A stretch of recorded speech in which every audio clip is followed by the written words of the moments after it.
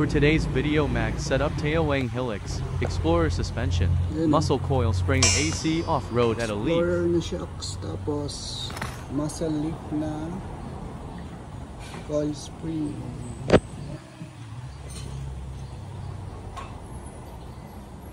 Lalagyan natin sa Toyota Hilux.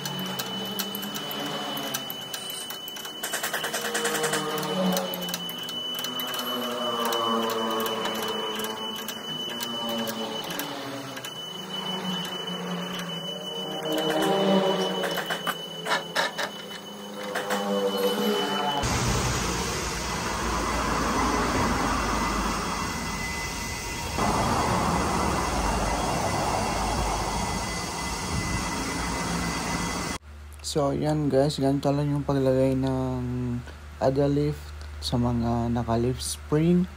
So kailangan nyo lang luwagan, tanggalin yung mga U-bolts, tanggalin yung center bolts, tapos i-lift nyo yung body ng sasakyan doon sa may chassis, sa may 2-post na lifter para umangat yung mga gulong. Tapos alalayin nyo ng jack sa may differential nya.